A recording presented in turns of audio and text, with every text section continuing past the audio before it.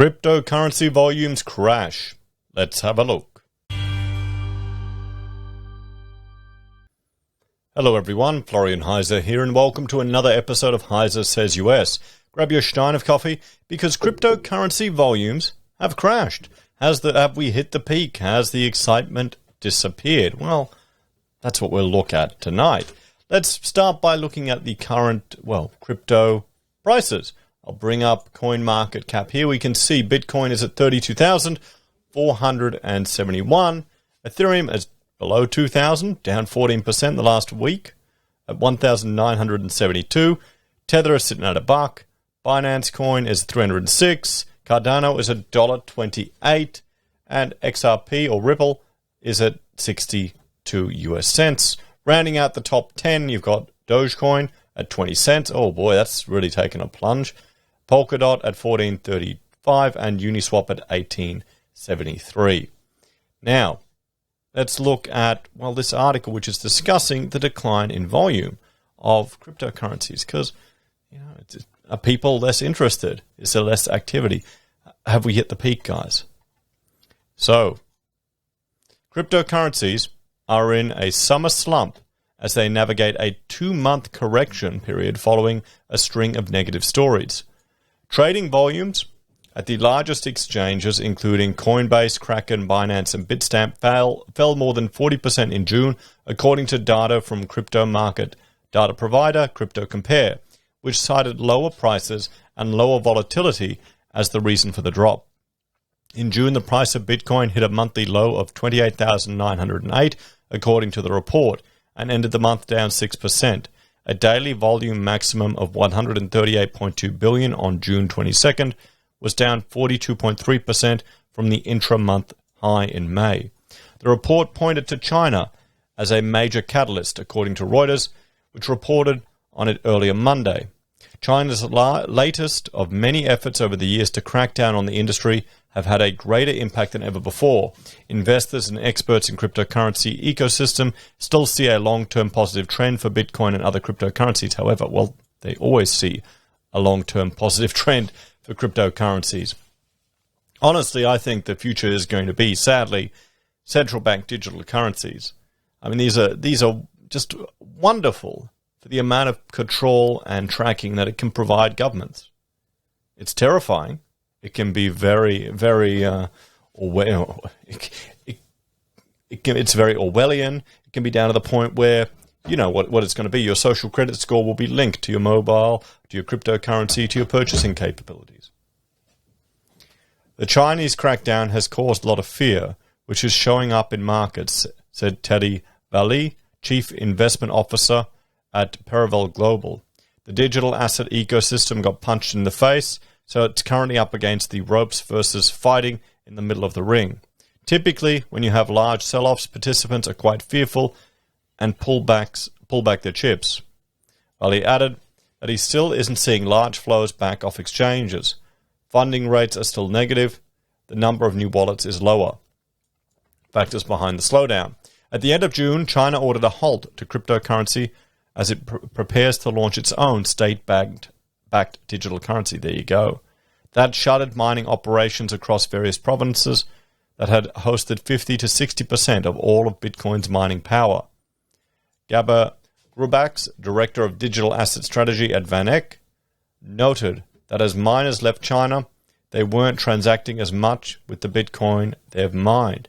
Additionally, the emergence of ESG narrative around Bitcoin's proof of work, consensus mechanisms, and negative regulatory undertone from the Financial Action Task Force, the Intergovernmental Anti-Money Laundering Watchdog, have dragged the mood down even further in the markets. Ben Foreman, managing partner at alternative investment firm Parafi Capital, told CNBC, ESG stands for environmental, social, and governance factors. Once these stories began to permeate through the market in May, sentiment dropped to single-digit levels on a scale of 1 to 150, said Nick Mancini, research analyst for crypto sentiment analytical platform Trade the Chain. Eventually, this resulted in the trading volume for Bitcoin dropping by nearly half since its peak, and it's further down 32% from its June average. Grubrax also said that summer can be a time of lower volume, even in equities, and that investors may still be feeling the pain after the crypto market has lost so much of its value this year. Well, anyone that got in at $60,000, of course they're going to be feeling the pain. So, this year too, he added, the price of Bitcoin climbed as high as $60,000 and Ether as high as $4,000, which brought a lot of new interest and new investors into cryptocurrency that haven't weathered a Bitcoin bear market yet. People are getting tired of the rock pools. When cryptocurrencies hit their all-time highs this year, a lot of people invested upwards, and a lot of people invested at the top and lost the money, he said. Half the market is gone, and we can't expect the same volume. The market is basically a lot of people who are new to the space and got spooked. Well, he's right there. Volumes are still higher than a year ago.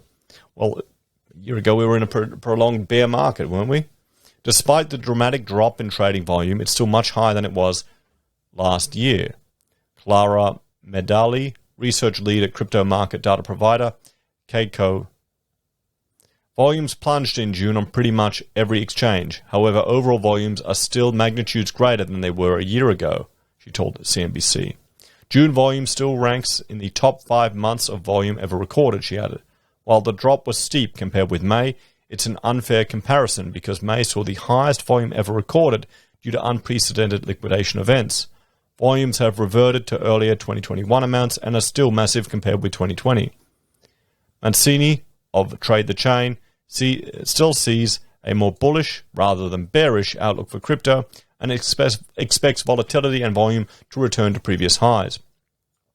The Bitcoin daily candle Bollinger Bands are now tightening, very similar to what we saw in July 2020, which resulted in explosive bullish price action, he said.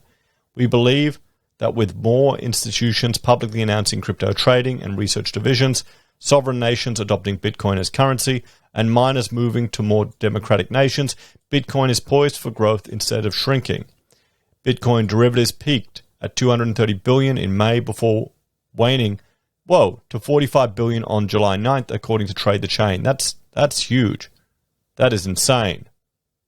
The one positive set of news from the derivatives market is that the Bitcoin options put to call ratio is now sitting at 0.6 from a high of 0.65 in June, which means that traders are becoming less bearish as the months progress, he said. Well, what's the solution to this one, guys? Really simple. Wait. If you're in crypto, what can you do? Wait. Watch out for the scams. Everyone, that's really all there is to it. I'm not surprised. It's going to be interesting how the capital gains changes in the US, if they have an impact on the crypto with good old Biden. We'll have to see. What do you reckon, guys? Do you think it'll make a difference? And are you worried? As always, thanks for watching. Like, share, subscribe to the channel. If you're a fan and enjoy the content I create, here are a few ways you can support us. So you can join us on YouTube or Patreon. Sign up for Self-Worth or Stake. Use our affiliate links at Amazon, eBay, Independent Reserve, or Aussie Broadband. You can buy merch from Heise Says, use Gold Pass from the Perth Mint, or support us via PayPal. Take care. I'll see you next time. Bye for now.